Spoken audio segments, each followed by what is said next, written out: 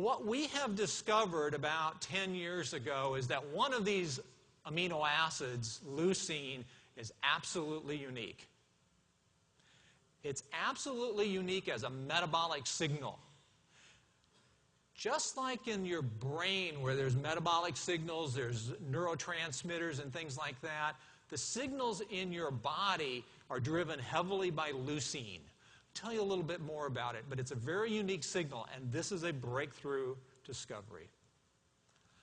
What we now know is that when you're balancing your diet, particularly during weight loss, but for adults in general, there's a unique balance between the protein in your diet, leucine, and the carbohydrates in your diet, which translates into insulin.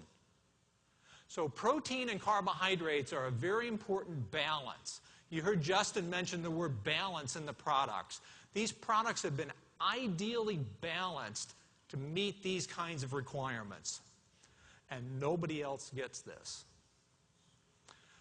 This is what I do in my spare time. I am actually an academic, and so I do boring things like this. We invented a whole bunch of that pathway. So just like the brain and all of the things that go on in your brain and how it works, the signaling here goes on in your muscles. There'll be a test later, so you're sure you get this down. You don't need to remember anything about this in particular, but what it says up at the top is there's a balance between insulin and there's a balance between leucine in your body. When you're young, this system is driven by hormones, and you grow because of growth hormone and you grow because of insulin, and protein is not as important.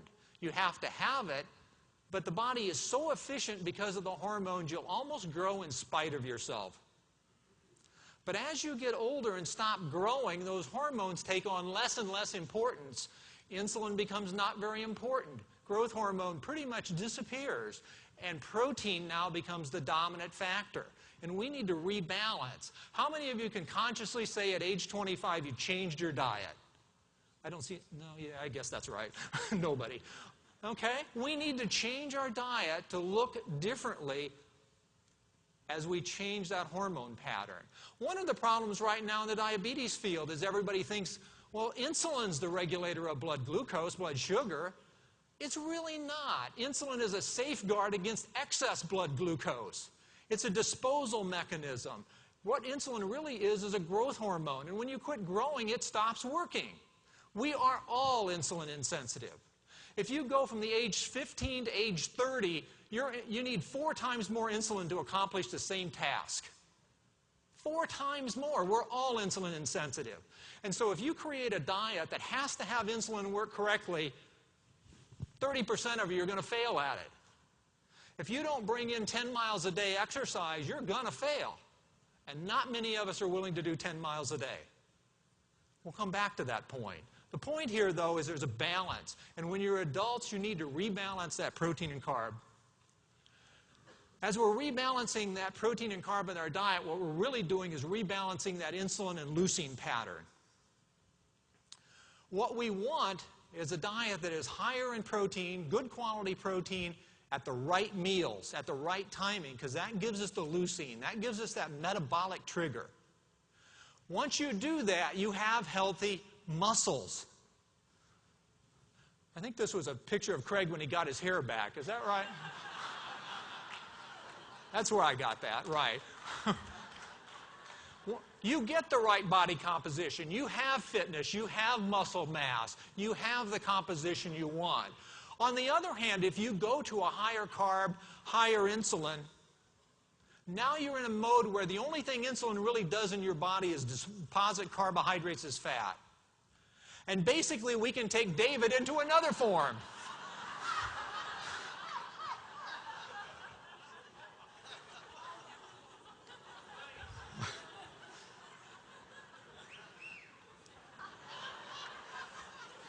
I was going to say something about looking in the mirror, but I won't go there. Anyway, that's the choices, folks. It's pretty easy, right? Interestingly, if you look at the food guide pyramid, if you look at the guidelines of the federal government, they tell you to eat wrong. If you look at that food guide, how many know what this is? The food guide pyramid. You've all seen it, right? We all learned it in grade school probably. Basically what it tells you to do is avoid eating protein and eat a lot of breads, cereals, rice, pasta, potatoes. High carbohydrate, very starchy carbohydrates. Americans are eating 350 grams of carbohydrates per day. Your need is 130. 3 times your need you're eating there. We're going to rebalance that. That diagram says you should eat 5 to 1 carbohydrate to protein. We know that that creates malnutrition in Africa. We're going to rebalance that to 1 to 1. Introducing a brand new concept that I like, it's called macro balance. We're going to rebalance the macronutrients. We're going to give you a perfect blend of high-quality proteins that give you leucine when you need it. We're going to give you the signal. We're going to coin a new term called smart carbs. We're going to tell you what carbs and at what time, and we've got the products to match it. And we're going to use friendly fats because fats are absolutely critical in your diet. Fats are not the villain, they're critical. Fats that you eat with French fries, fats that you eat with ice cream, fats that you eat with candy bars, fats that you eat in snack foods. Those are the villains, all vegetable oils. We're going to rebalance those back with friendly fats. High-quality proteins, smart carbs, friendly fats. We're going to invent a concept of carb-to-protein ratio as we put the products together and as we teach the lifestyle.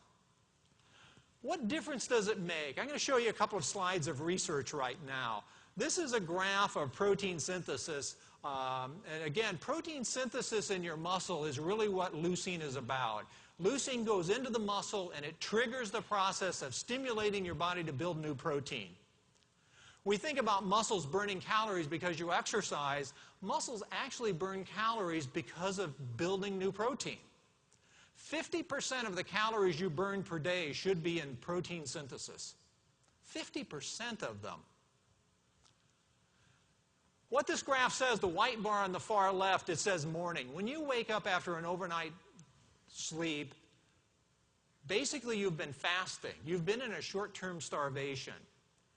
The good news is your body is now burning the highest level of fat you're going to burn for the day. You're relying on fat, you're burning fat. The bad news is you're also breaking down muscle protein. The body is living off itself during that starvation. How many of you have heard you should starve once a day or fast once in a while because it's good for you? There's another big myth, fans. That is absolutely the worst thing an adult can ever do. Nonsense. People do not understand metabolism who say things like that. When you wake up after an overnight fast, you're what we call catabolic. You're breaking down muscle protein. And you will continue doing that until you eat protein. Just to show you an example, the second bar there says cereal. This is an average American breakfast. The average American has 10 grams of protein for breakfast. They wake up and they have their cereal, put bananas on it because somebody told them that was good, and they drink a glass of orange juice. 10 grams of protein. What's the effect on protein synthesis? Absolutely zero. You are still just as catabolic after that breakfast, and now, because of all those carbs, you have a high insulin load, and you shift into fat storage. The average cereal breakfast makes you fat. Cereal companies have been filling you full of a myth for years, and we continue to buy it. Q-burn is the last bar. This is what we discovered. If you basically use the Q-burn type approach, you balance the protein and carbs at breakfast, basically you trigger protein synthesis. And now you start burning energy. What difference does it make? This is at the end of the Q-burn stage. 90 days out, basically this is the weight loss from a human study. This is a study where we're feeding every meal. We know exactly what they're eating. Basically, with that cereal breakfast, people are losing, on a weight loss diet with a cereal breakfast, they're losing about 15 pounds. But on the Q-burn, on the Q-Life program, they're losing 21. You say, well, that's not too much different. But step back and think about that for a second. These folks are eating exactly the same calories in both groups, and yet they're losing 6 pounds more weight. No effort, no work, more weight. They have no hunger. They feel great. The people on that cereal diet are saying, God, I'm hungry. They're saying, I have these cravings. You know for a fact if they're following this program, because they will never have cravings.